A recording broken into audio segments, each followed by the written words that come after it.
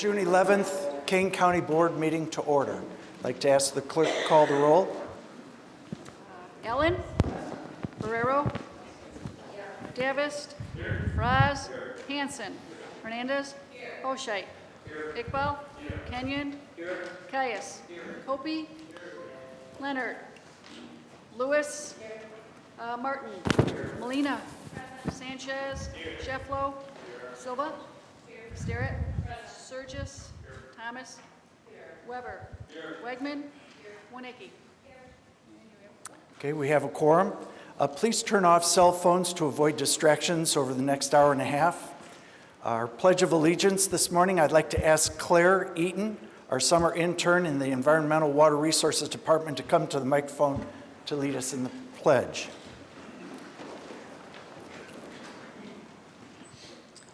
I pledge allegiance to the flag of the United States of America and to the republic for which it stands, one nation, under God, indivisible, with liberty and justice for all.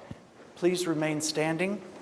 By the way, Claire attends the University of Illinois in Springfield, where she majors in environmental studies and anthropology. So welcome, Claire. The prayer this morning, I'd like to ask Reverend Eric Keenaw from Emmanuel Lutheran Church and School in Batavia, Illinois, to come to the microphone to lead us in prayer. From Proverbs chapter 1.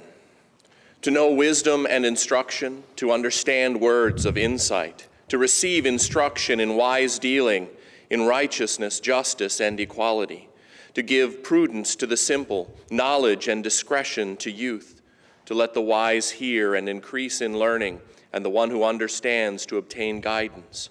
The fear of the Lord is the beginning of knowledge. Fools despise wisdom and instruction. We pray. Heavenly Father, what a joy to gather together about the business of the people of our county. We desire our county to be a place where people dwell in righteousness, justice, and equity. Give us wisdom today in the issues before us. Help us to understand the implications of all that is presented. Give us discernment for the voices that speak to these concerns in our community. Give us discretion in our judgment. And give us, Lord, wisdom as we decide the things that are good for our people. Give us insight into the implications that they have for the long-term impacts in our community. And Heavenly Father, let all that we do be done to the glory of your name and the blessing of your people. In Jesus' name, amen. Amen. Thank you, Pastor. May I have a motion and a second to approve the minutes of May 7th, 2019? So moved by Mr. Fraz, second by Mr. Weber. Any thoughts, comments, or changes? If not, all those in favor of approving the minutes say aye. Aye. Those opposed, nay. Ayes have it.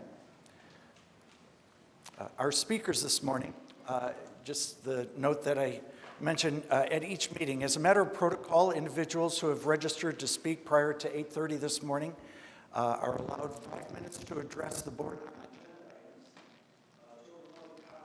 For these items, it's limited to 30 minutes, and then registered speakers for non-agenda items are allowed 3 minutes. And then total public comment limited to 15 minutes.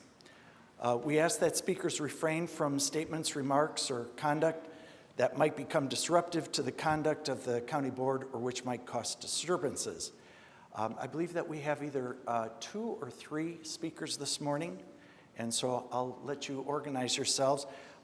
There was an Elizabeth Nomura, but I believe that the substitutes, or is Elizabeth?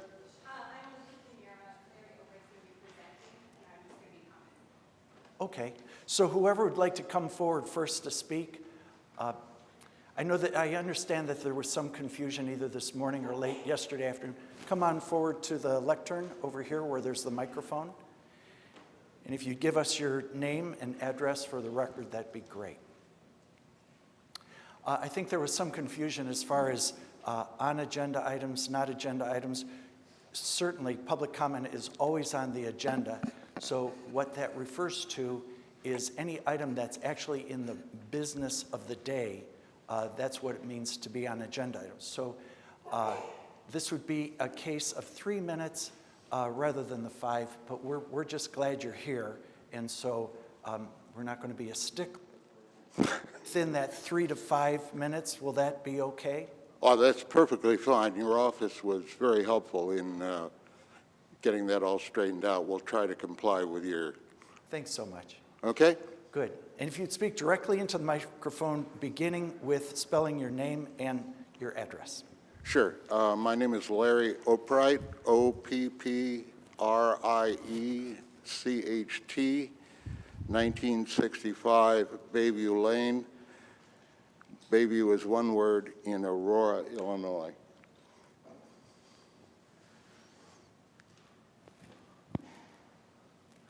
And I will try to make this work.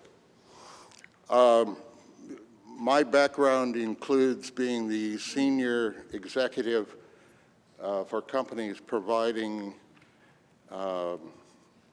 wireless communications to all of the major cities in Ukraine, fiber optic communications to Tier 2 cities in the United States, and satellite communications to countries across Southeast Asia. I'm here today to point to the 10,000 studies that show electromagnetic fields and radio waves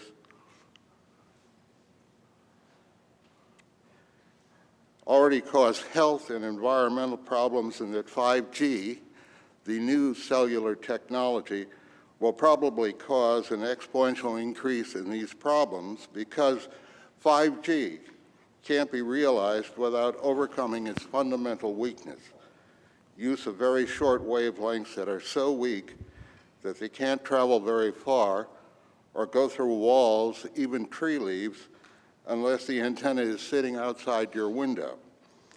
That's why they have to install a 5G antenna array every 500 feet or less. And the number of antennas in each installation needs to dramatically increase in order for 5G to work. Here's a direct comparison between today's 4G and 5G antenna arrays. The important difference, 8 transmitting antennas versus 64. And there's a similar difference in today's 4G and 5G cell phones. Kane County already has a significant number of towers and antennas, and if San Diego is any indication, 5G will require hundreds more. That means residents of Kane County will inescapably be bombarded with a faster stream of signals at 10 times the power. And unfortunately, the more that you are exposed over a longer period of time, perhaps years, the worse the effects. The World Health Organization says these signals are a potential cause of cancer. There's a correlation between exposure and brain tumors and heart problems. Adults experience changes in brain function, behavior, sleep, attention, memory, and migraine headaches. NOAA says that weather forecasting will likely revert to 1980s capabilities because of monitoring disturbances. Fetuses and newborns are particularly affected, as are young children, because their brains absorb twice as much radiation as adults. We are asking you to join the U.S. Conference of Mayors, Syracuse, San Francisco, Portland, Baton Rouge, Montgomery County, Virginia, the state of Louisiana, the dozen cities suing the FCC over 5G, Brussels, the World Health Organization, and a growing number of others in pushing back against state and government regulations, and ban, or at least take an extremely cautious approach to the introduction of 5G in Kane County until such time as 5G's effects are better understood. I have a more complete version of this presentation for handout. I don't know how you handle that process, but I thank you for hearing us this morning. Okay, thank you very much, Blair. Could you or your assistant help with distributing those? Thank you. Thank you, sir. Sure. Then the next speaker.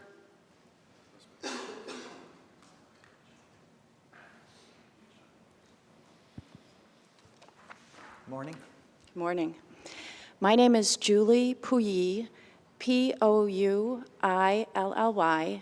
and I reside at 1635 Kime Circle in Geneva, and I've lived in this area for 11 years. I stand before you today a deeply concerned citizen, concerned about the mounting anecdotal and science-based evidence linked to the health effects of 5G radio frequency radiation, concerned about the rush to installation and implementation of a technology that was never pre-market tested, concerned for the health of the most vulnerable in our county and in our state, the children, pregnant women, the elderly, those with impaired immune systems, and frankly, everyone in between, who will unwittingly be subjected to the levels of RF radiation that have never been tested on human beings. With the introduction of radiation-emitting technologies like smart meters and 5G, we as citizens are being robbed of our ability to keep our families safe and our own homes. And while my primary concern is the health of my family and my community, I also have significant concerns about 5G RF radiation on the environment, on our property values, and so much more. I believe now is the time for people in power to stand up for our families and our communities before it's too late. I look to each of you today to uphold the mission of the Kane County government as it relates to 5G, to be accountable to its citizens in providing innovative and high-quality government services in an economical, fair, professional, and courteous manner to enhance and protect the health, welfare, and safety of those who live and work in Kane County. I urge you to create a task force to study the anecdotal and science-based evidence surrounding the myriad 5G health concerns that are becoming harder and harder to ignore and to refute. And I urge you to join forces with the growing number of concerned communities in the state of Illinois and Governor Pritzker to overturn HB 1451. I thank you for your time and the opportunity to speak today. Thank you. Okay, thank you very much. And are there other speakers or respondents? Yes.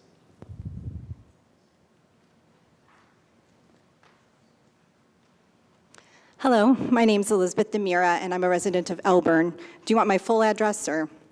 Just your address would be good. Okay, I'm at 40W654 Campton Woods Drive in Elburn, Campton Hills. I've been a resident of King County since I was in 5th grade, so a long-time resident. And my background includes a Master of Science degree from Northwestern University, and I was awarded undergrad for leading a research team, so I have quite a background in research. I've spent long hours researching the 5G technology and EMFs, and I find myself moving between immense concern and complete disbelief that this is even being allowed to happen within our communities. There are so many potential severe consequences to this. The potential health effects are very severe, and literally no studies have been done to prove it safe. EMFs have been tied to crop, insect, bird die-off, colony collapse in bees, all sorts of environmental effects. And what hasn't been mentioned yet, there's a lot of security concerns when it comes to this technology as well. So many additional points of technology connecting to this 5G allows for many more points to be hacked, and cyber terrorism, cyber hacking to occur into our systems. I stand with a big group today of people. We've collected just in less than 24 hours over 100 signatures on a petition, hoping that we as a county can work with local governments, work with the state government to repeal SB 1451, which is the Small Wireless Facilities Deployment Act, push back and keep this out of our community for the sake of our health, our well-being, and everyone around us. I thank you for your time. Thank you very much for coming. If I could suggest to our guests who came to speak today on that subject, a natural place to plug into the process now of having thoughts, ideas, like resolutions and ordinances considered would be to go to the Energy and Environment Committee that is chaired by Ms. Barbo-Nicky. There might be other committees that you might want to go to, but that one would probably be the most on point. So if you're looking at, well, what are the next steps for more in-depth consideration, that'd be one. We appreciate that you came. I also would like to thank everybody else in the audience today, both our constituents and also staff members who are here today. Presentations and discussion. Today we have recognition of Terry Banis from our IT department. I'd like you to come forward with Roger, and I don't know if Barb is going to come forward. But Terry has been working with us, such a young person, has been working with us for 39 years. And here's Barb Garza is also coming forward. I'm going to turn it over to Roger Feinstock, our Director of IT. Roger? Well, good morning. My name is Roger Feinstock, and I head up the county's IT department. And today I have a special responsibility. We have one of the longest-serving county employees that is, I don't know if I need the microphone. Yes. But anyway, we have one of the longest-serving county employees retiring today from the IT department.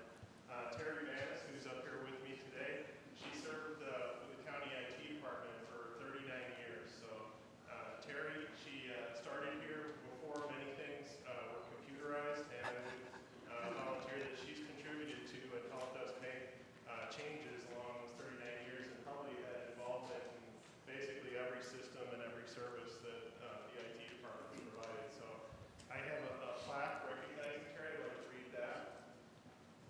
So recognizing service of Kane County employee Terry Banis after retirement and 39 years of service. Whereas Terry Banis started working for Kane County on January 28th, 1980, and will be retiring from her position as web developer lead with the Kane County IT department on June 14th after 39 years of service to the citizens of Kane County. Whereas Terry has contributed to numerous significant projects throughout the years and has displayed creativity and extensive knowledge, contributing to successful outcomes in our software systems.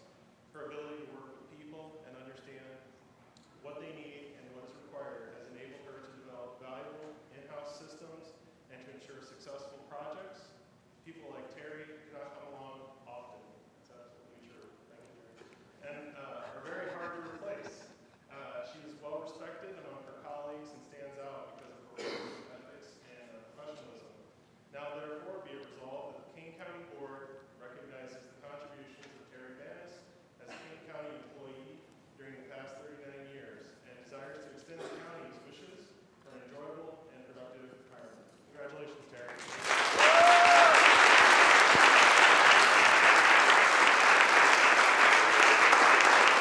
Congratulations. Well done.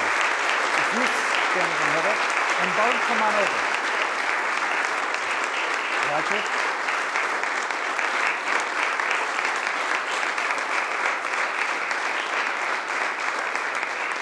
Okay. Good. Well done. Thank you, Roger.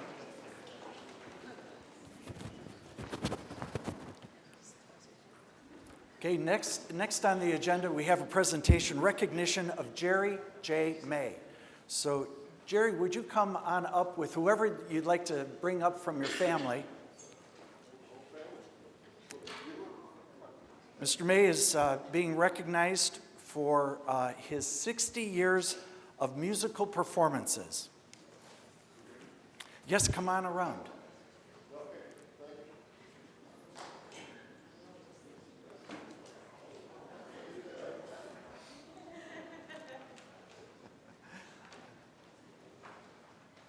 Mr. May, so good to see you again. Yeah, okay, Jerry. Come on up here. And let's get your family around you like they always have been. Okay, we have a resolution here today recognizing Jerry May for 60 years of musical performances for Kane County. Whereas Jerry May was born May 7th, 1938 to Clarence and Shirley May, and is the oldest of 7 children. Whereas Jerry May began playing the accordion at 10 years old with Largent Accordion Band. Now, I have heard that the definition of a gentleman is someone who can play the accordion but doesn't. But I think that's one of the most fascinating instruments on the planet. Whereas Jerry May later originated the dance band, the Mellotones, and played continuously for 60 years. He also started the trio, the Happy Wanderers, and played for 25 years, specializing in German Oktoberfest music. Jerry May has played at over 1,000 band events, including weddings, anniversaries, private parties, and public events. He has also performed for seniors in assisted living centers and nursing care facilities for over 40 years. Gerald May, in addition to his musical performances, has been a member and served as an officer of the local American Federation of Musicians. Now, therefore, be it resolved that Kane County Board recognizes Jerry May for 60 years of musical entertainment to residents of Aurora, Illinois. We'll pass that today, June 11th, 2019. So, Thanks. Jerry. Thanks, Chris. You bet. What a pleasure to see you. Thank you. My pleasure.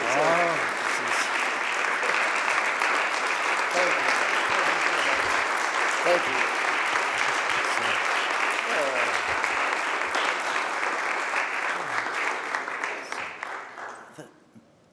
My pleasure.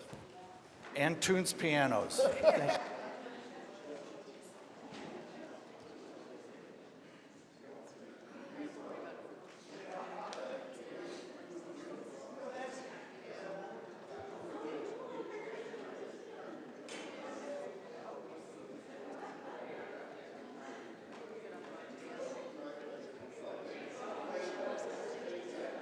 Bye.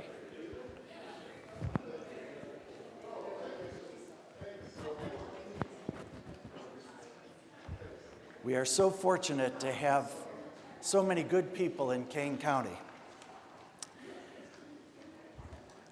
Okay, next on the agenda is Chairman's Short Program. I have three quick things that I'd like to share with the board and then also our audience.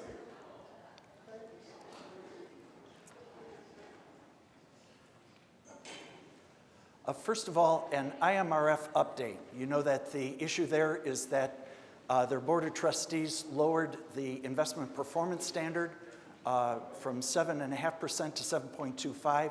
That means that counties around, employers around the entire state of Illinois are going to have to pay tens of millions of dollars more. Our share of that is $1.6 million. The long shot but shortest route to get a postponement of the effect on our budget and our taxpayers is on August 14th of this year. There's going to be the next Board of Trustees meeting, and we'll give a presentation. We need to have two trustees, make a motion, a second, to first place this issue on the agenda, and then to have a vote.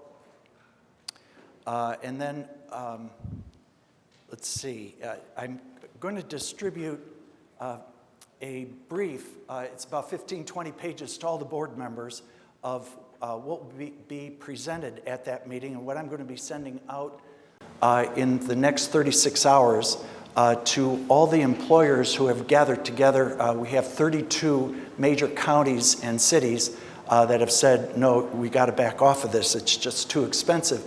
And the reason why it's unnecessary is that we have 90 to 95% funding of that pension obligation. It's not like any other pensions in the country and the state. We're at 90 to 95%. That's a good performance. Unfortunately, that's not being recognized. I thought that the board members who attended the Finance Committee meeting and asked questions of the Executive Director did an especially good job. Right now, it looks like out of the 8 members, we may only have a 4-4 tie, which is not sufficient to get the job done. After that, it becomes a really long slog in legislation, reform legislation, and various elections. I'm grateful to Dr. Iqbal and to Bill Leonard. Dr. Iqbal is going to help with election matters relating to IMRF, and then I appreciate that Bill Leonard attended the last trustees meeting, and we'll come to the next one too. So it is a long shot. It's very hard, but one vote, 6-2, costs us $1.6 million that, frankly, we don't have. Second is the $45 million Longmeadow Parkway Bridge capital bill issue. I would like to, Blair, would you put up, I'd like to ask for three things. And, consensus of the group. Excuse me, I would like to table the rest of this presentation indefinitely. Sorry, I'm sorry. Ms. Barrero, I have a short program, and I do this every month for the last 7 years, and so I'm going to continue. I know. I ask that you not interrupt. I would like to make a motion to table the chairman's program, short program, indefinitely. Okay, we have a motion on the table. Do we have a second? Okay, so Ms. Wegman would like to second that motion. Let's see, why don't we have the clerk call the roll on that one? Okay. Ellen? Barrero? Davis? Indefinitely, all of them.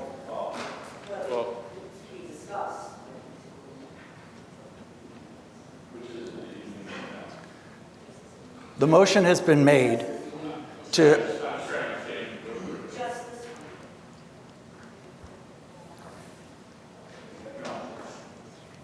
Fries? Hanson? Hernandez? Hoshite? Iqbal? Kenyon? Caius? No. Gopi? I'm sorry? Leonard? I'm sorry, he's not here. Lewis? No. Martin? No. Molina? No. Sanchez? No. Cheflo? No. Silva? Yes. Starrett? Yes. Sturgis? No. Thomas? No. Weber? No. Wegman? Yes. And Winicki? No. All right, that fails. Okay, the tally on that is 518. Celeste? 518. Fails. Okay, so it fails 5 votes yes, 18 votes no. Okay, thank you very much. I'll continue. I guess I'll keep it as short as I can. This only has to do with $45 million for our taxpayers. I'd say it's important. The three things, if we want to get $45 million for our citizen taxpayers, we need to do something now. So I would ask for a letter of support from our legislators gathered up by the 3 people on the board who help us in that area. That'd be the co-chairman of the Legislative Committee and then the chairman of the Transportation Committee. The idea is that we would respectfully request from the governor, Senate President Cullerton, House Speaker Madigan, and then the Secretary of Transportation, Mr. Osman, to put this into the allocation.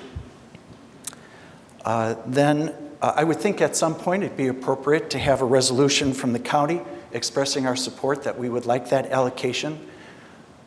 We represent 4.5% of the entire population of the state of Illinois. We are asking in that allocation 1/10 of 1 penny of that 4.5%.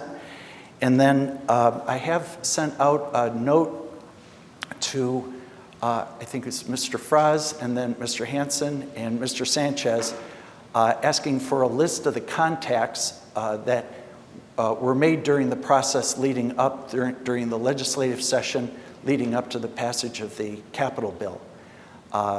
There was a question in one of the articles from one of our former colleagues, Christina Castro, where she says that I didn't contact her. The county certainly did contact many people, and I'd like to have a list of that conscientious effort of contacting. The third item is the information matrix opportunity. It is a short educational documentary. Let's see, would you pull up the, let's see, we were approached by an organization that produces media content for public broadcasting services and NPR. They're looking for the best places to live, work, and raise families in the United States. That was the approach, and wanted to know if we wanted to be considered in that. Certainly, this is a wonderful place to live, work, and raise a family, and so the answer to that is yes. What I think that they do in actuality is that they produce this content, and then they also sell the promotional, brief, educational documentaries to the area that wants to do promotion, for development or for just a sense of, who we are, where we are. So there's one example of what they produce for the state of Vermont.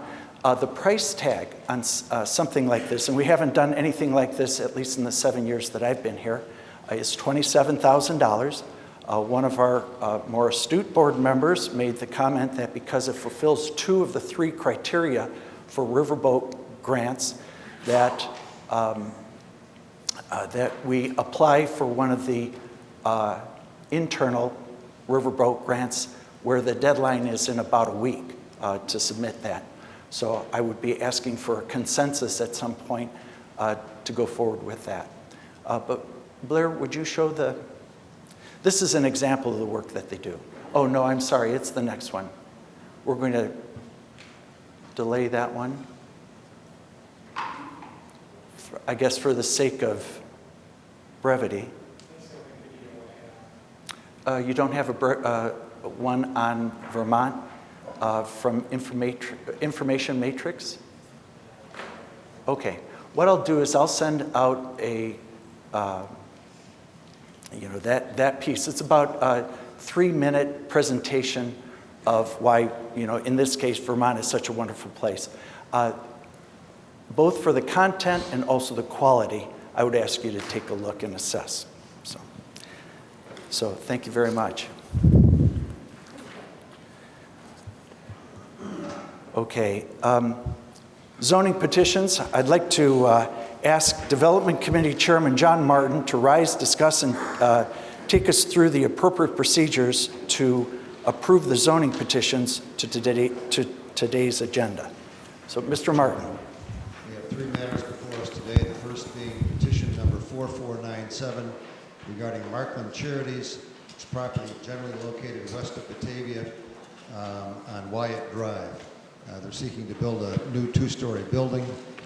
The matter has been approved by all bodies of recommendation. There were original objections by area property owners, and I'm going to move this and then request that Mr. Fries address that issue. So I move, and Mr. Fries seconds.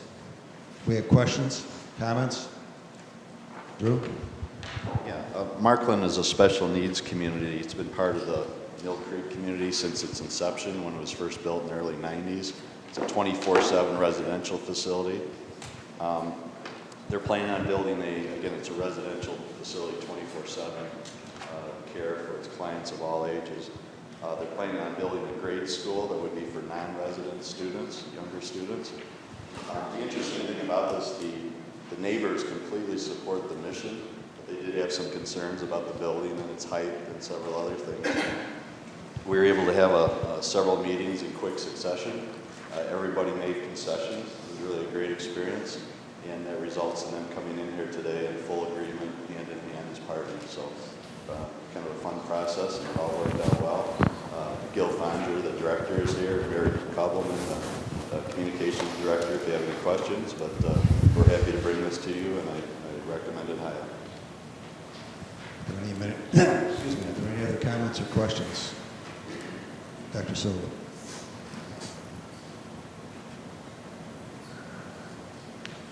Thank you. I have volunteered with Markland in the past, and I have to say that it's a very well-organized organization. I'm sorry to be redundant. But it is very well organized, and the compassion and care that is given to the population, to this particular population, is it's very heartwarming and very impressive. So I'm glad that they're at this point, and I firmly support this endeavor. Thank you. Thank you. Anyone else? Seeing no one else, will the clerk please call the roll? Ellen? Barrero? Davis? Fraz? Hanson? Hernandez? Hoshite? Iqbal? Kenyon? Caius? Kopi? Lewis? Martin? Yes. Molina? Sanchez? Shefflo? Silva? Sterrett? Surgis? Thomas? Weber? Wegman? Winnicki? Passes. Thank you. Motion carries. The next item is petition number 4498. It's located in Virgil and Camden Townships. The petitioner is Equestrian Events LLC, and the address of the property is 45 West 015 and 017 and Welter Road in Virgil Township. The matter comes before you for approval of a special use for public staple to allow for additional parking and designated areas for alcohol sales and consumption of social events. The neighboring property owner did object. It was not applicably within the jurisdiction of the Regional Plan Commission. The Zoning Board approved, and the Development Committee recommended approval. Is there anyone here in the audience to speak on this? Mr. Thornhill? Oh, excuse me, I'll move it. I'll move it, and Barbara Nicky seconds. Thank you.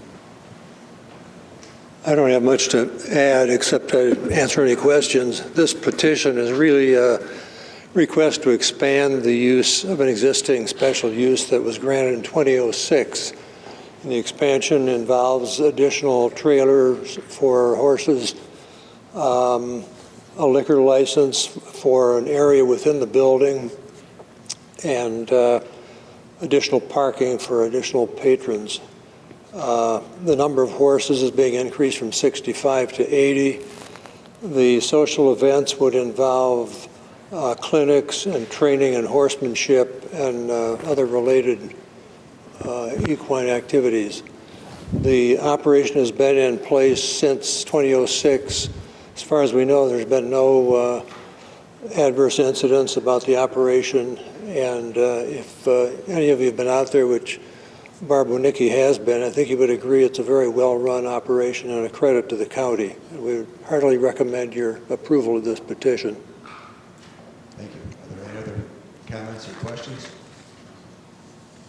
Hearing none, will the clerk please call the roll? Ellen? Barrero? Davis? Fraz? Hanson? Hernandez? Hoshite? Iqbal? Kenyon? Caius? Gopi? Lewis? Martin? Molina? Sanchez? Shefflo? Silva? Sterrett? Surgis? Thomas? Weber? Wegman? Winnicki?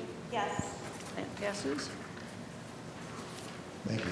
The third and final matter is petition number 4502, filed by Barr Properties, a property located at 43 West 471 Barr Road in Plato Township. The petition seeks rezoning from F District to F2 District to allow for agriculture-related sales, service processing, research, marketing, and warehouse with a special use for landscaping business and nursery. Complies with the 24 plan. There was an objection by the neighboring property owner. The matter has been recommended for approval by both the Zoning Board and the Development Committee, subject to a list of specifications which are set forth in your agenda, and which, in the opinion of the committee and the staff, have addressed constructively issues raised during those hearings. I will move its adoption, its approval, and ask for a second. Barbara Nicky seconds. Do we have any speakers on this?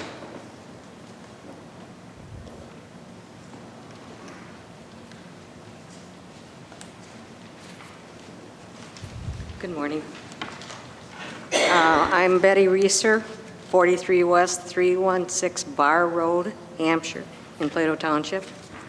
I'm asking that this not be approved for rezoning at this time on the 5.3 acres at 43 West 471 Bar Road, Hampshire. The Ruiz Construction and Landscaping business, until the studies and the repairs are complete to help control the erosion and flooding caused by this property at the corner of Bar Road and Route 47, southeast and the southwest properties of Dino Capitini, which is 40 acres trust, and the Ruiz Construction have caused considerable flooding, causing great hardship to our property by eroding away 12% of our farmland. And our farm is 86.6 due to the flooding and improper tiling. By approving a construction and landscaping business to start at this time without repairs to the end of Bar Road and 47 culvert, until these are made, these repairs, it will cause and compound the erosion and flooding.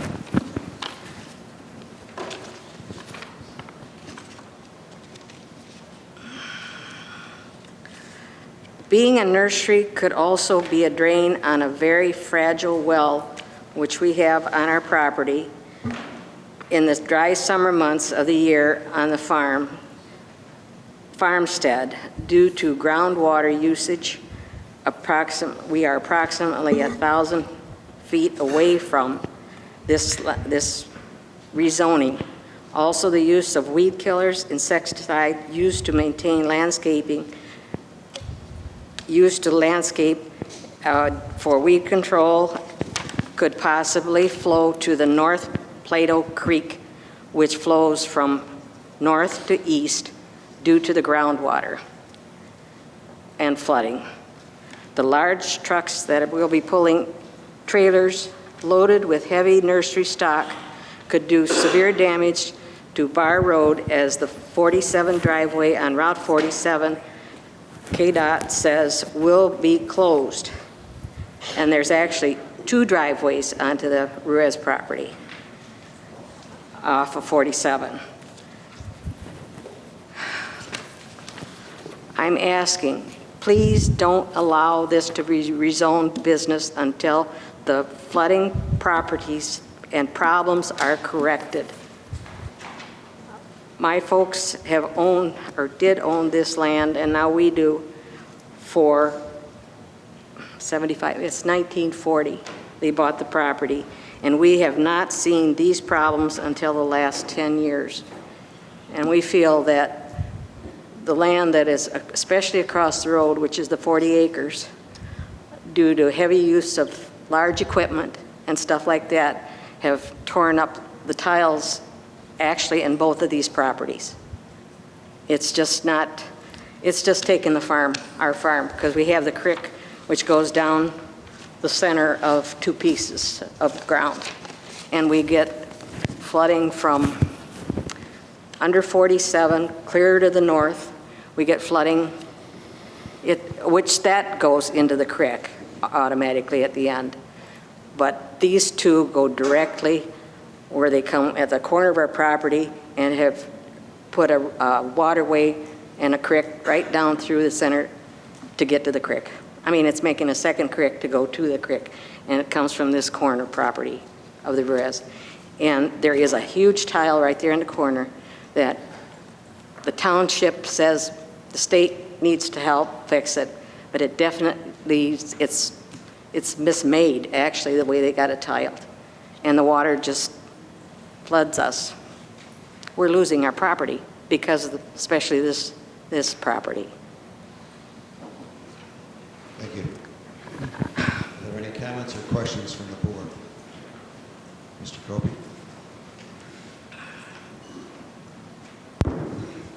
I'm familiar with that area, and as a farmer myself, I pay close attention to the challenges that the farmers have to confront. And what I understand in that area and what I've witnessed is it is a bottleneck for floodwaters.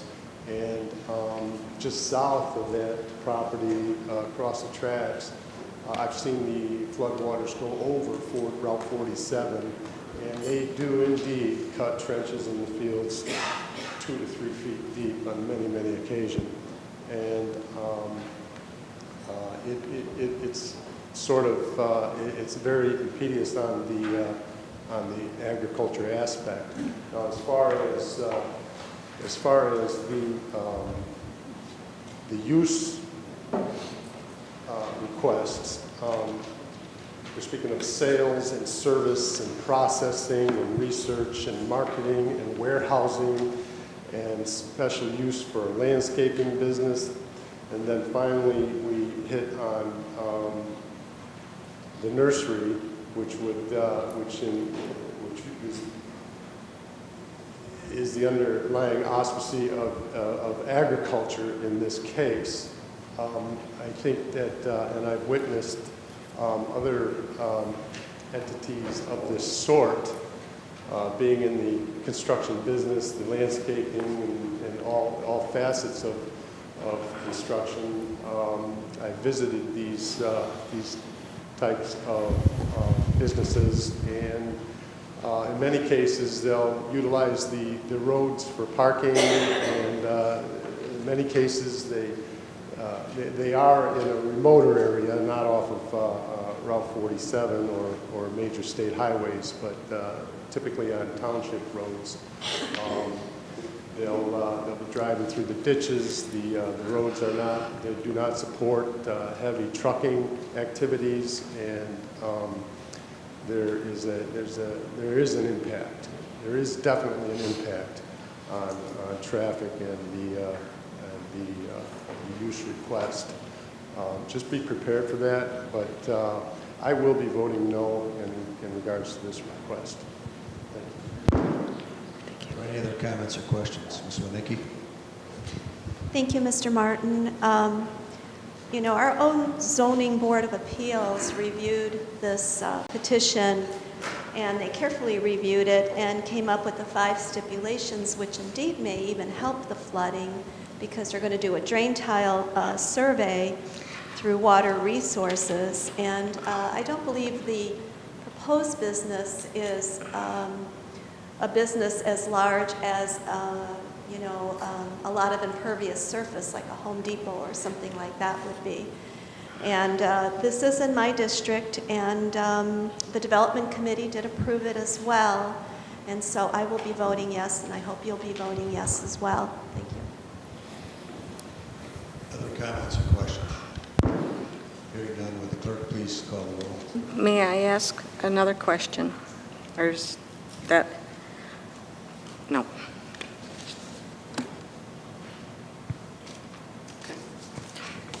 Ellen? Guerrero? Yes. Davis? Yes. Raz? Hanson? Yes. Hernandez? Yes. Hoshite? Yes. Iqbal? Yes. Kenyon? No. Caius? Yes. Copey? No. Lewis? Yes.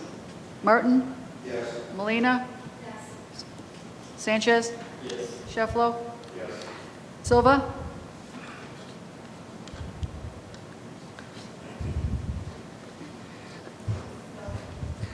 Starrett? No.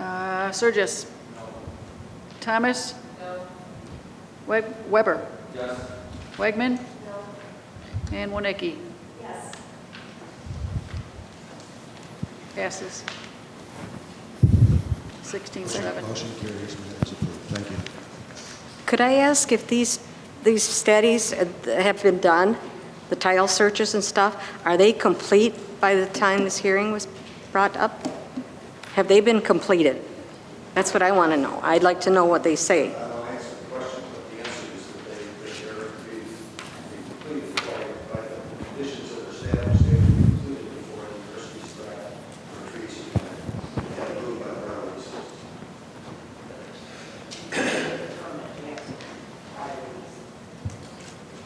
have they done that as of now?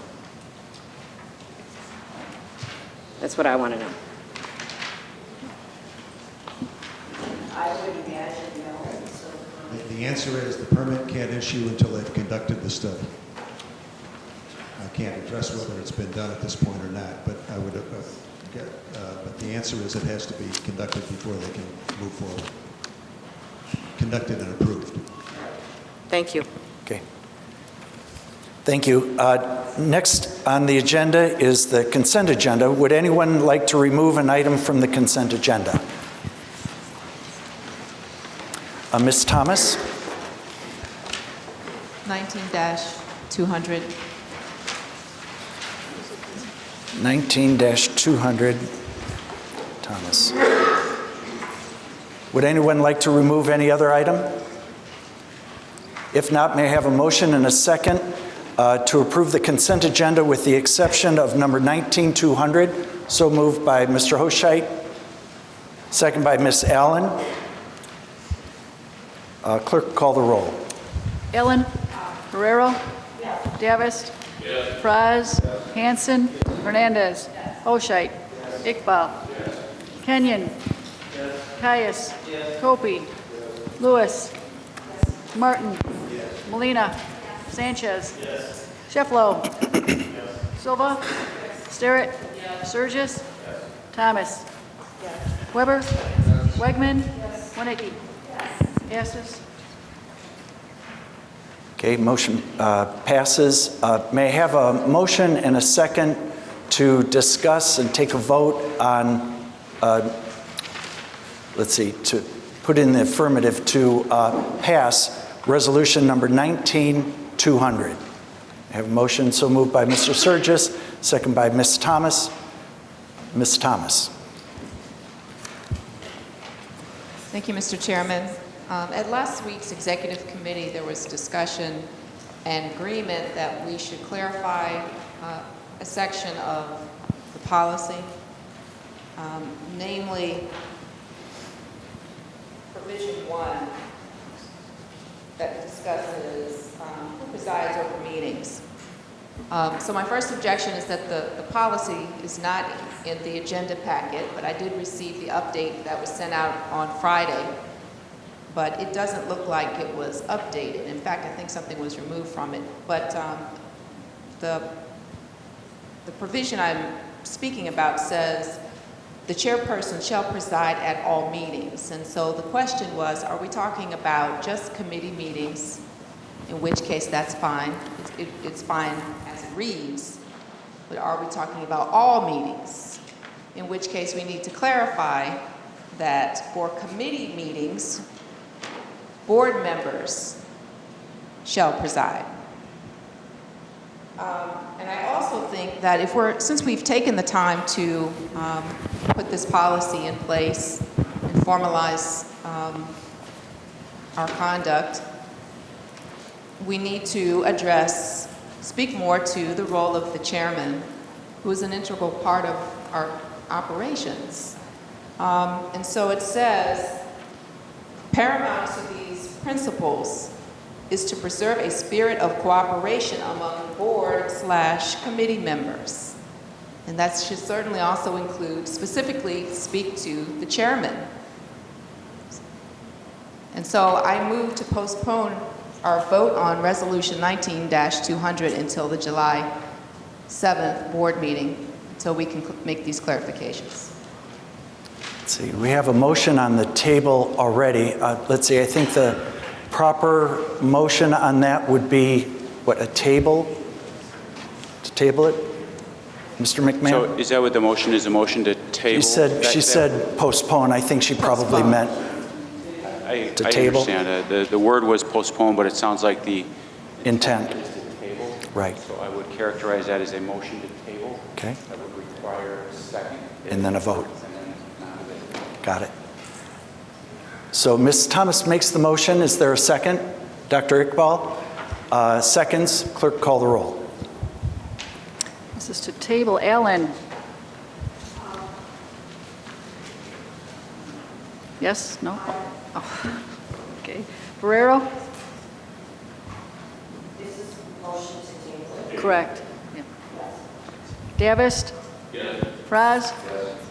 Hanson? Hernandez? Holscheit? Iqbal? Kenyon? Caius?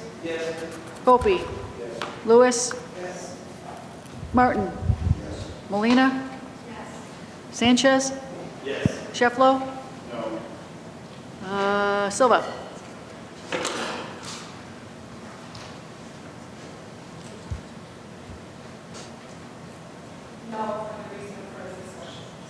Okay, Sterrett?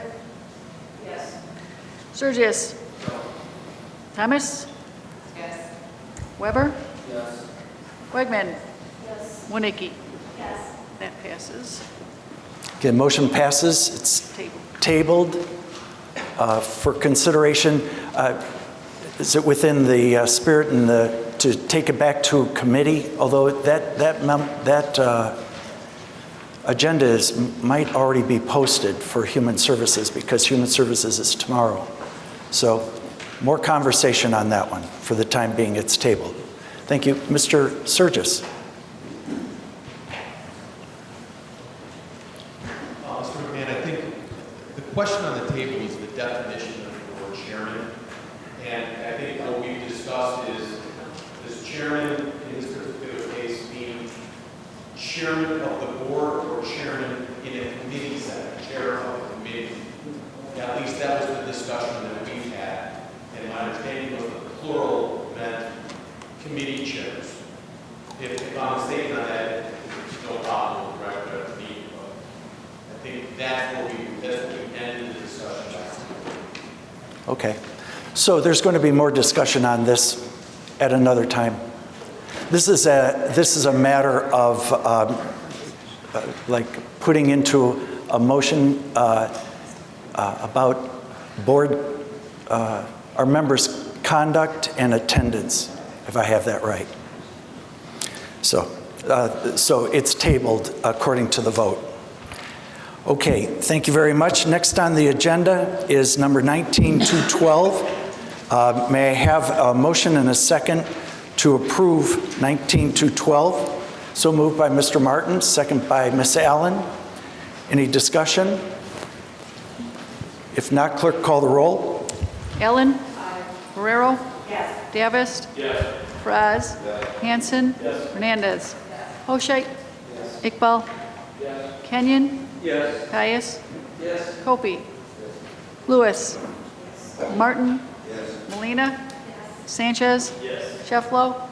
Silva? Sterrett? Surgis? Thomas? Weber? Wegman? Winnicki? Thank you. Passes 23-0. Okay, motion passes. May I have a motion and a second to approve number 19-213? So moved by Ms. Allen, second by Mr. Iqbal, Dr. Iqbal. Discussion? Mr. Hanson?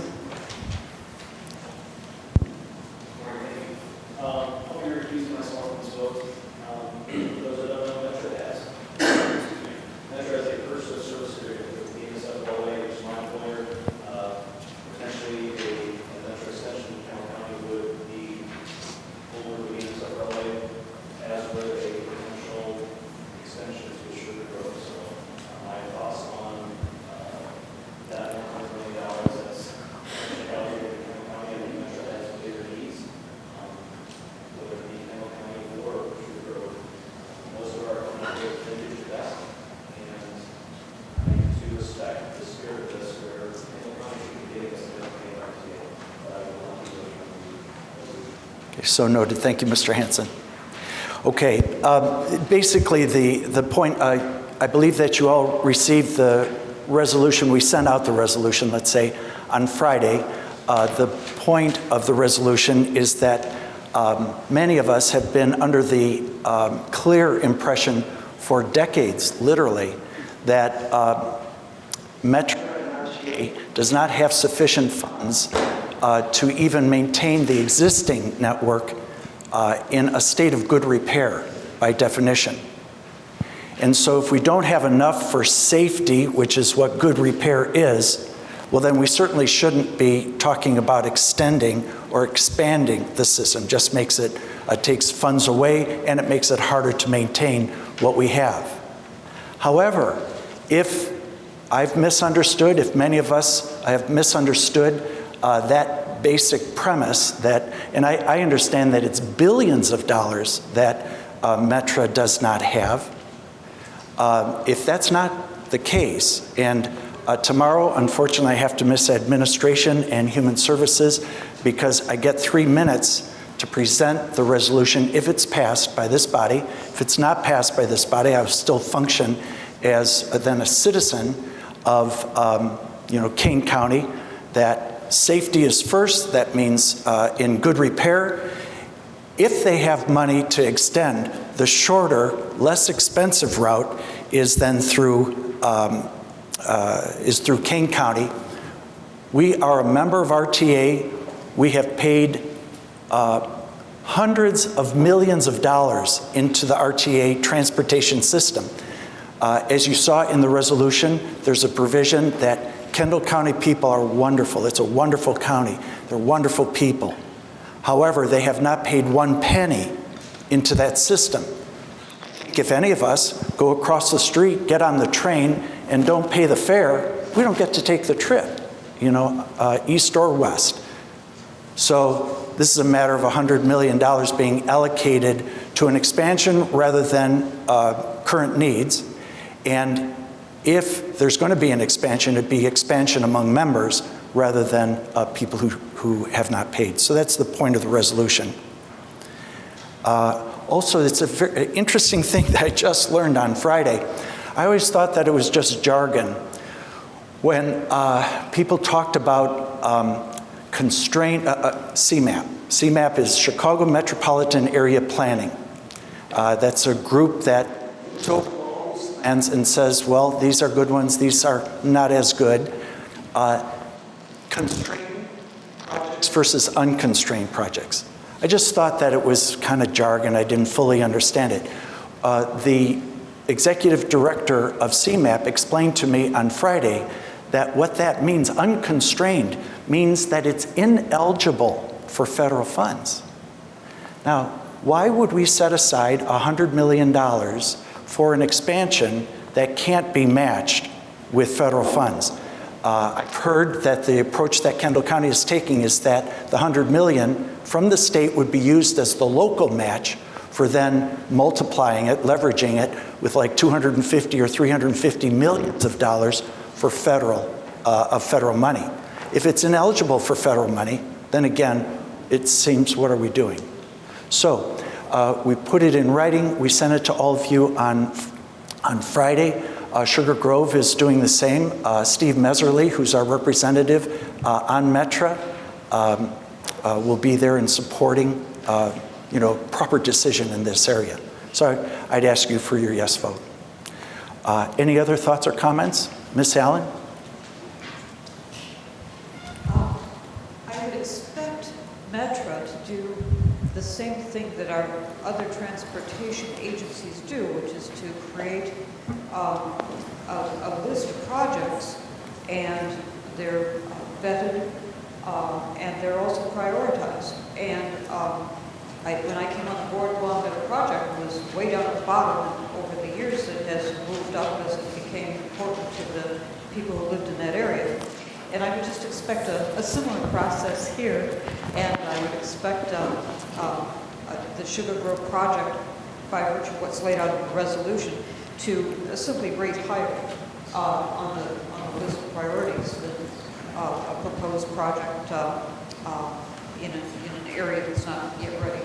It's just surprising to not see a committee system in place. Well, actually, if you wouldn't mind my comment, there is that system, and they do go through that at both Metra and RTA and CMAP, Chicago Metropolitan Area Planning. They do go through it. And they have made the judgment that unconstrained means ineligible. Actually, it's a polite way of saying that's not an acceptably good idea. It's a polite way, but they're pushing hard for it, and I appreciate that's something that they can do. It's up to us to speak for, that. And the thrust of what I would say on our behalf from Kane County tomorrow in the 3 minutes is, we understand what you've said, and we have not pushed our route of expansion because we appreciate safety as the #1 priority, and that means in condition of good repair. So it's going to be, if we have money, it should go to good repair, and if you have enough money for good repair, short or less expensive. That serves both southern King County and northern Kendall County, as that map shows. But the thrust will be, again, with your permission, safety means that the system that we have now has to be in good repair. Okay. Any other thoughts, comments? If not, clerk, call the roll. Ellen? Guerrero? Yes. Davis? Yes. Fraz? Yes. Hernandez? Yes. Oshite? Yes. Iqbal? Yes. Kenyon? Yes. Caius? Yes. Kopi? Yes. Lewis? Yes. Martin? Yes. Molina? Yes. Sanchez? Yes. Shefflo? Yes. Silva? Yes. Sterrett? Yes. Surgis? Yes. Thomas? Yes. Weber? Yes. Wegman? Yes. Wonicky? Yes. That passes. Okay, thank you. I'll do my best tomorrow. Number 19-214, may I have a motion and a second to approve that? That's authorizing the Kane County Complete Count Commission Census 2020. Moved by Dr. Iqbal, second by Ms. Wonicky. I believe, Dr. Iqbal, you'd like to present some information for the board consideration?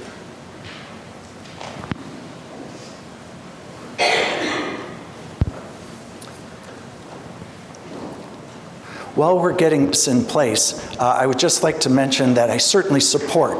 This is a good effort. It's important work. I would like to make it clear that I'm happy in the capacity that I'm authorized to launch it. But then Dr. Iqbal, from the consensus of the executive committee, will chair and then organize the effort, and I support his effort. So, Dr. Iqbal. Thank you. I made the presentation to the executive committee, but since there are board members who are not there, I thought I should, as a respect, represent it, and I modified a little bit. This is regarding Census 2020. Illinois has formed a commission called Complete Counting Commission. It was enacted under Public Act 100-0390. It is called Complete Count Commission, CCC. And the reason is that in 2010, Illinois was severely undercounted. Very low participation.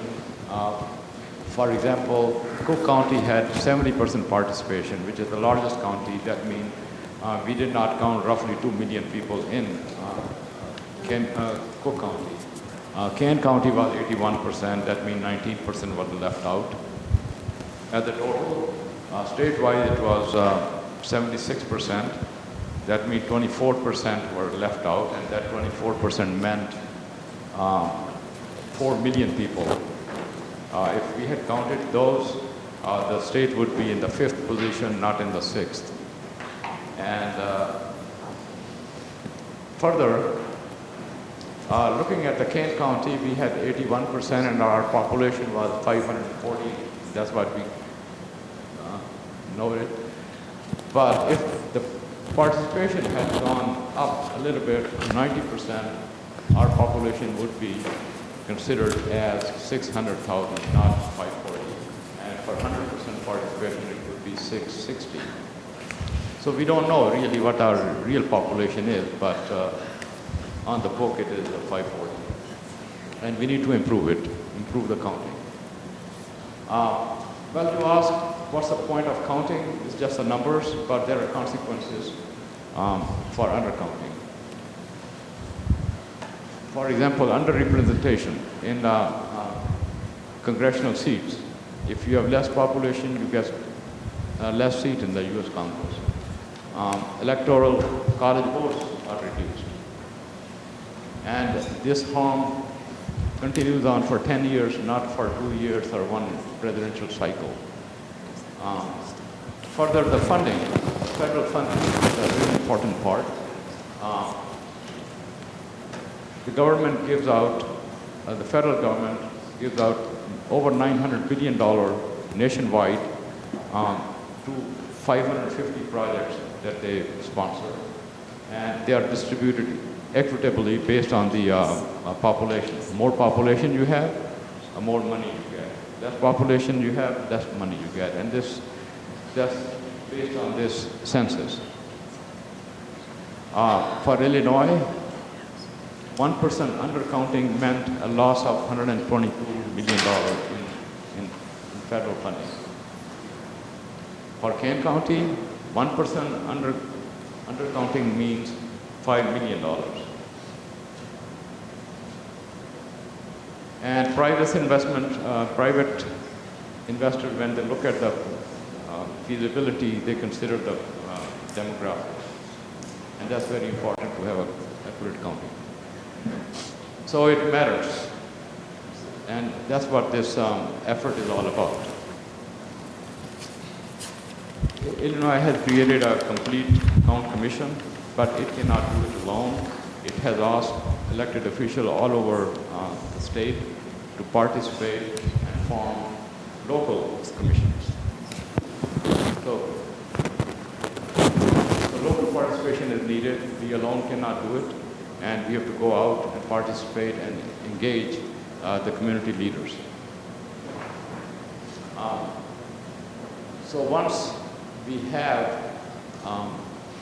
this commission, which I'm proposing, is called local or Kane County Complete Count Commission, we will have subcommittees in different towns, different communities.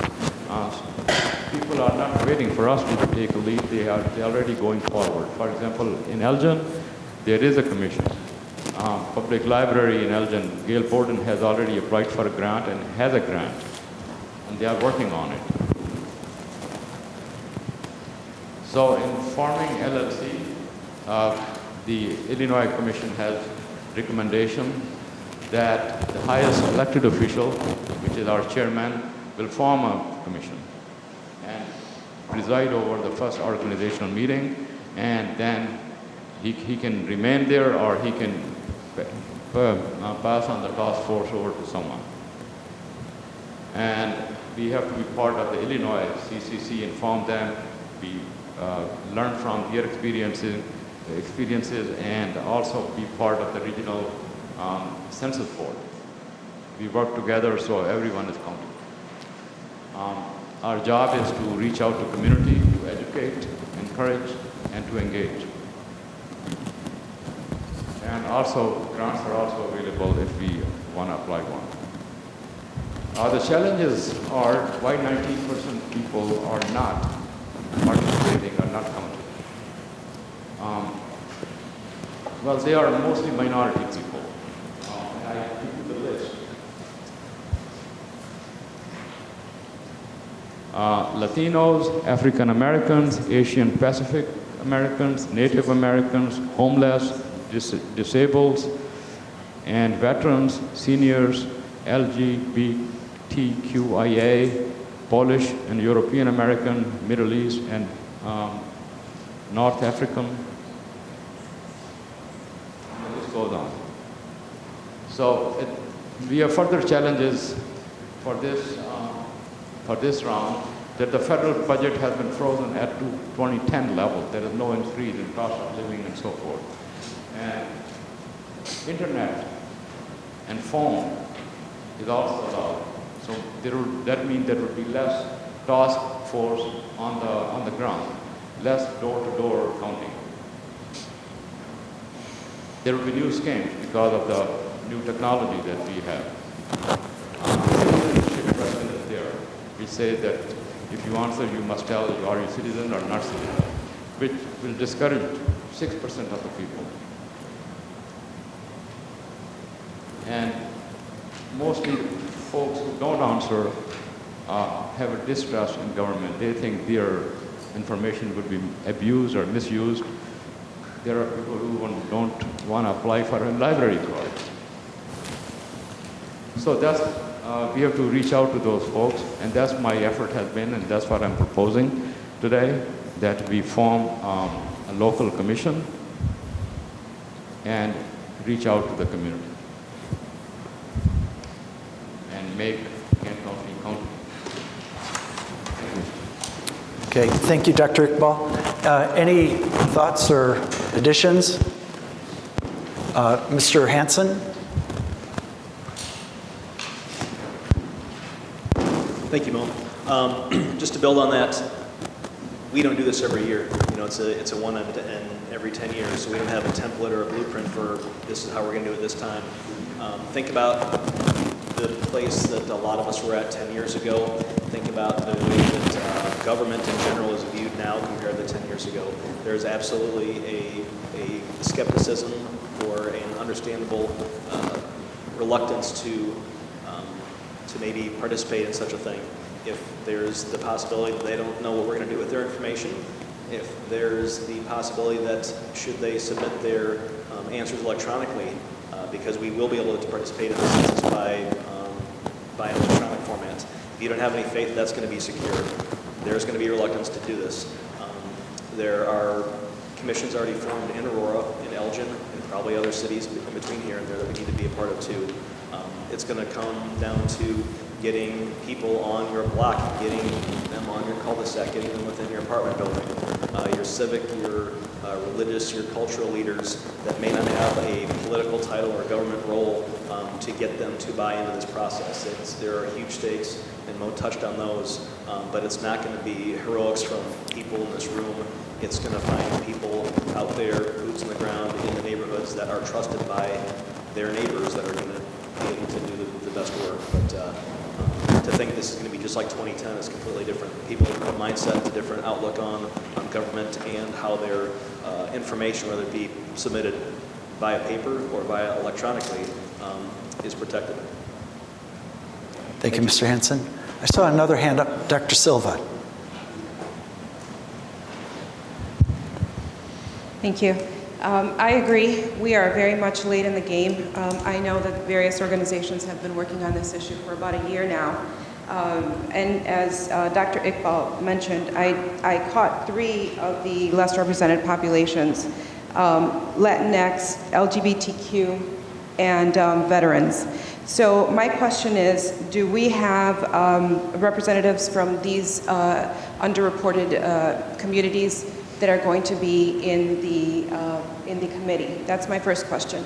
My second, more of a statement is, and/or question, why this was not presented before Committee of the Whole, because this is something that we should be involved with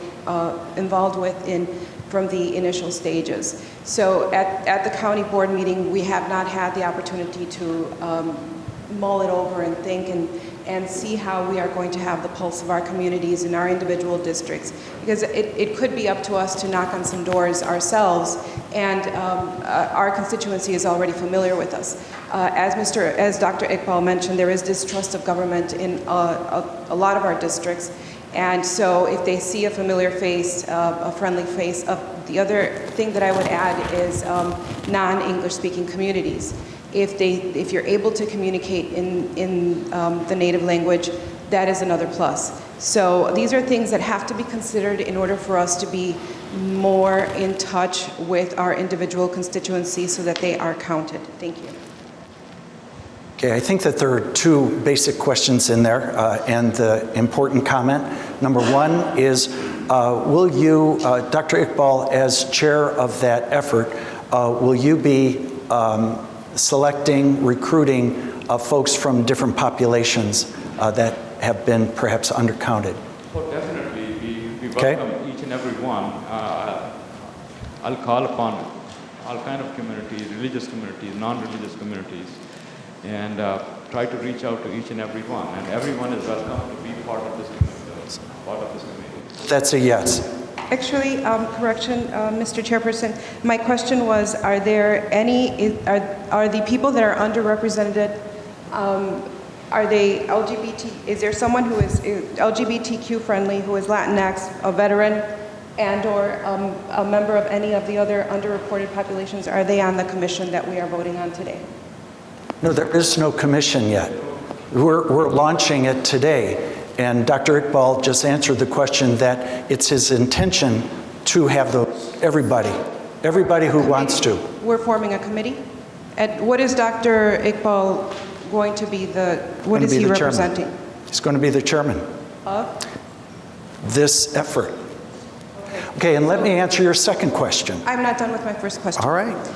So that was an easy yes, though. The nature of the question was, will everybody be included? His answer is yes. No, my question is there a committee? Are we voting on a committee that is going to represent this endeavor? No. Okay. We're forming the effort. We're going to construct the group. We're going to put together, well, who should be on the committee?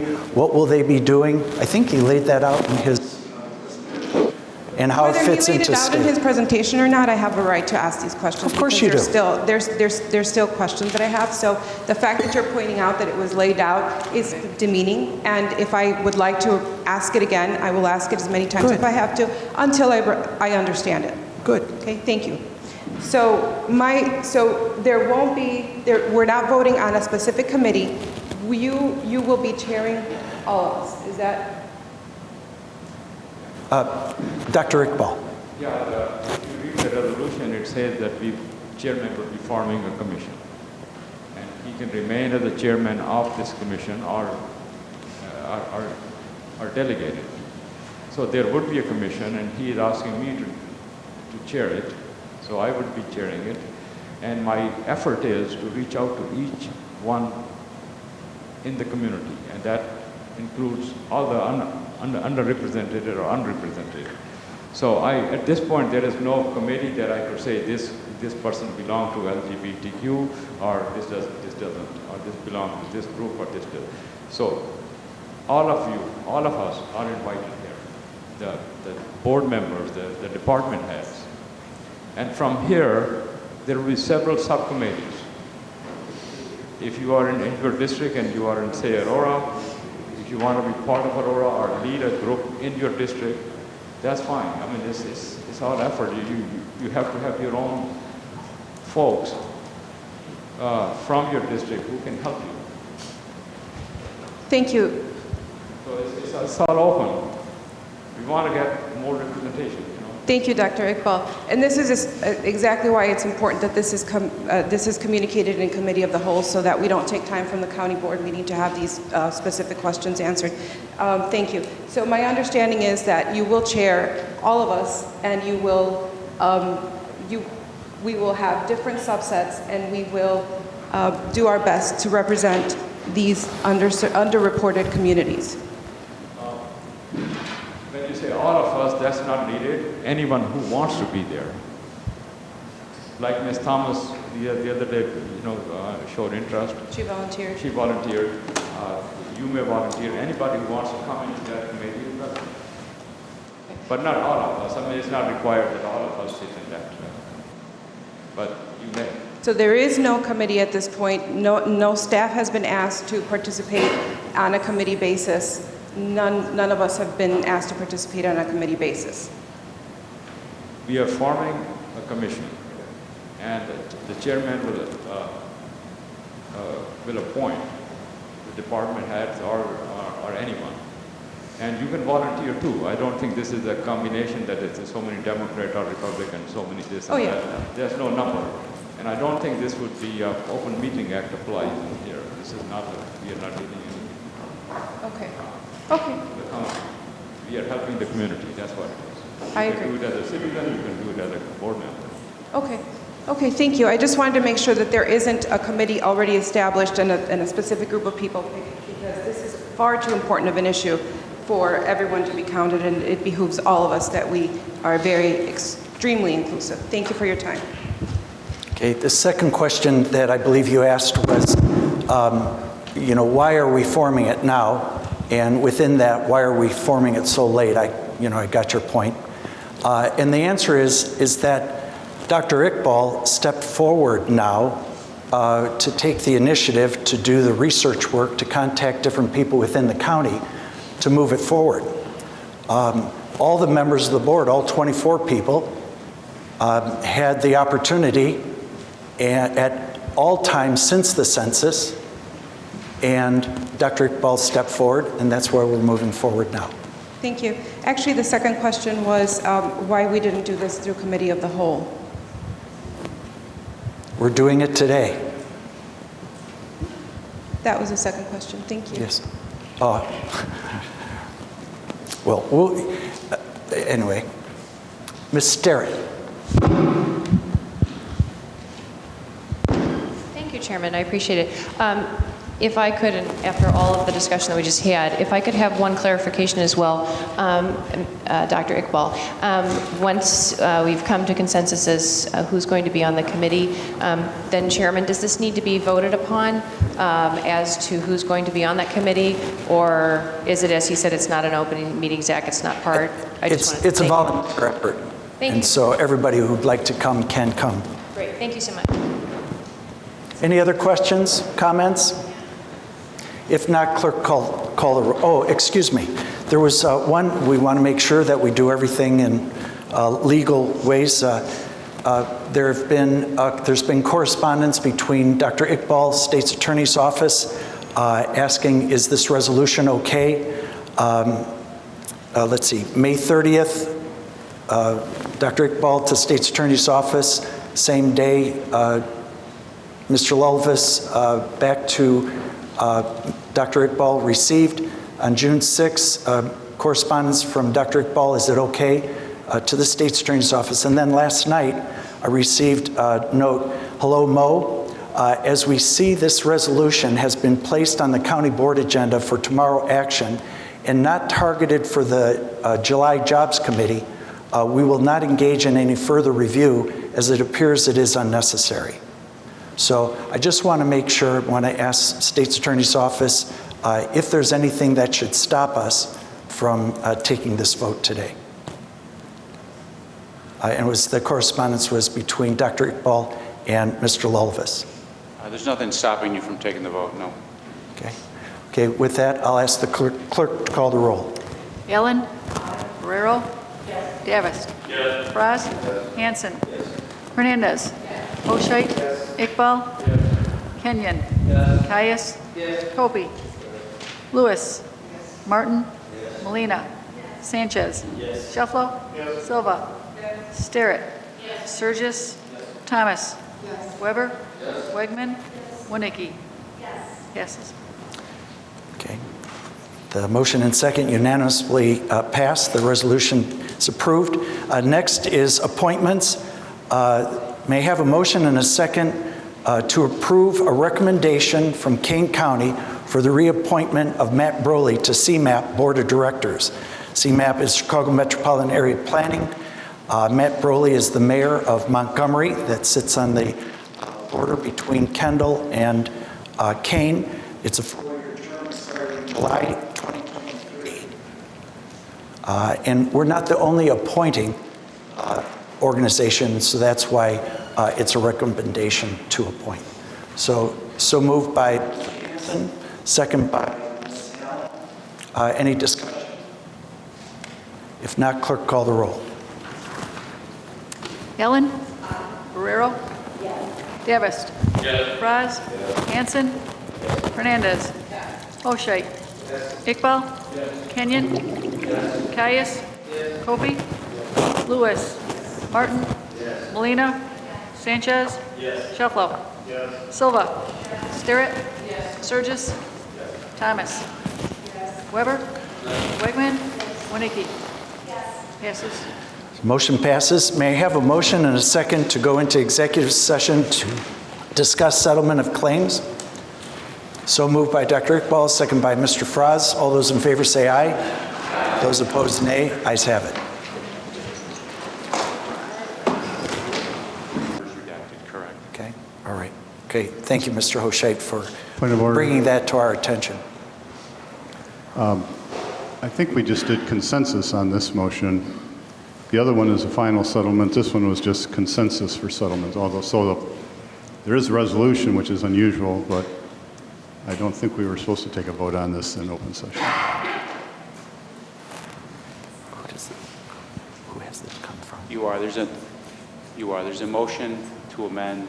I'd ask you to take a vote on the motion to amend. Okay, so we have a motion and a second. So we're going to, Is he saying, suggesting to do the amendment first and then the actual motion? no, we're going to substitute. And we asked Mr. Iqbal, Oh, okay. whatever's the quickest way through this. Okay. Now there's a question of whether we should even have a resolution. So, I'm sorry, Mr. Chairman, I didn't mean to.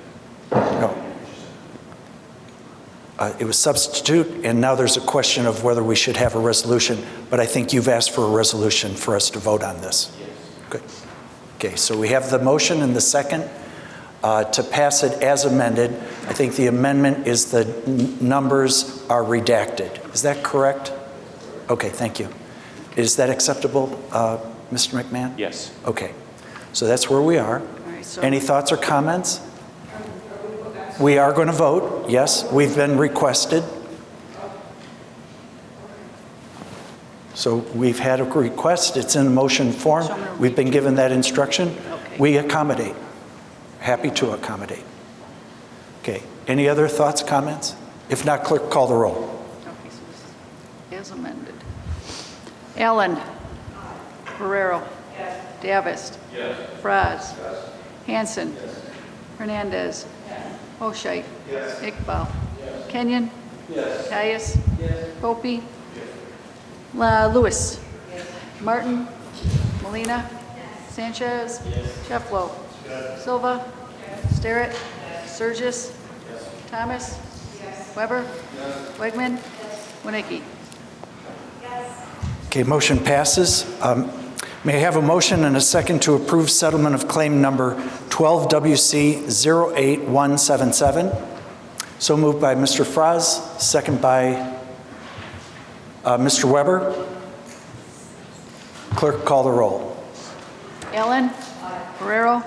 Davis. Fraz. Hanson. Hernandez. Hoshite. Iqbal. Kenyon. Caius. Kopi. Lewis. Martin. Molina. Sanchez. Shefflo. Silva. Sterrett. Surgis. Thomas. Weber. Wegman. Winnicki. Motion passes. May I have a motion and a second to approve settlement claim number 18SC2869? So moved by Mr. Fraz, second by Mr. Weber. Clerk, call the roll. Allen. Barrero. Davis. Fraz. Hanson. Hernandez. Hoshite. Iqbal. Kenyon. Caius. Kopi. Lewis. Martin. Molina. Sanchez. Shefflo. Silva. Sterrett. Surgis. Thomas. Weber. Wegman. Winnicki. Okay, motion passes. While we're still on legal matters, my understanding is that all the lawsuits are now resolved regarding Maxim. So could we have an update? Could we have an update on where the Maxim, all that issue stands? So there was a state court case that some of the neighboring property owners filed. I think I reported to this board last month, maybe the month before, that we filed a motion to dismiss. That was granted at the trial court level. The neighboring property owners filed an appeal to the second district. While that appeal was pending, there was discussions between Maxim, the existing property owners, which would be the legal entity for the Glenwood School, and the property owners. We've been informed that, and again, we, the county, are not party to those negotiations. We've been informed that they have reached a resolution of their differences, and the neighboring property owners dismissed the appeal that was pending in the second district. So the state court case that property owners filed against the county, we won at the trial level. Property owners appealed that. They have now dismissed their appeal at the appellate court, and that resolves the litigation that is currently pending. There may be some kind of final kind of loose ends to tie up in the federal district court, because some of the payment terms and timing of payment from the insurance carrier to Maxim representatives were conditional on some things that needed to occur. One was the closing of the property, the real estate closing of the property between Maxim and Glenwood School. That has also occurred. At this point, I've told I have not seen those closing documents, but the various lawyers informed my office and our outside lawyers, Michael Bersani and Jordana Wasaki, who you've met here, that transaction did close. So that's an update on the status of the litigation. Okay. Are there documents available for the settlement, the sale closing? So we're not a party to the transactional documents for the sale of the property. Some of those documents will have to be recorded, obviously, with the county, so they'll be publicly available through that process. Okay. But we're not a party. We're not at the table when they're conducting their private real estate transactions, so we don't get copies of those documents at closing. Right, and then we'll have the county record for that, whatever that record is for the settlement, and then the closing, is that the same way? The closing between Maxim and Glenwood? Is there some type of public record? There's really no public record of the closing other than documents that have to be recorded with the county to show a transfer in title of property ownership. So those are documents that will be recorded like any other real estate transaction. You know, you buy a home or you buy a building that's a business, evidence of that title gets recorded with the county. So that's what we'll have access to. Okay, and then I understand that there's a transaction that's taking place, it's developing, from what I understand, between Maxim and a new organization to run a addiction recovery center, if I'm not mistaken. So the county, through its development officer, has been contacted by an entity who I understand is in negotiations to purchase the property from Maxim, but I'm not aware that transaction has taken place. So Mr. Van Kerkhoff has contacted my office. Mr. Van Kerkhoff was contacted by a lawyer who represents a third party that was not at all involved in either the litigation or, to my knowledge, no connection to the Glenwood group or the Maxim group, who has expressed an interest or is in the process of some type of negotiations with Maxim and their representatives. So at this point, we don't know whether it's going to be a purchase or lease. With, I believe that the understanding is that their intention is to operate the facility. Again, they've requested a meeting. That meeting has not taken place. I haven't been a party to those conversations. I don't want to speculate as to what their intent is. But as that meeting takes place with Mr. Van Kerkhoff, either Mr. Van Kerkhoff can inform you of the status of those meetings, or if you'd like me to at future board meetings, I'm glad to do that as well. Thank you very much. Is my understanding correct that the first meeting takes place at your office tomorrow? The meeting is at my office, and I don't have my other calendar here.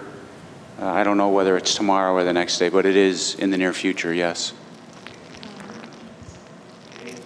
May I have a motion to adjourn? Mr. Chairman, may I ask a few questions? Of course. Excuse me, Ms. Wonicky, would you write? What type of meeting is tomorrow? It's a meeting for, that was requested by this third party to talk about, I think, their plans or what maybe they would like to do at the subject property. But it was a meeting initially requested with the development department, and then Mr. Van Kerkhoff requested our assistance.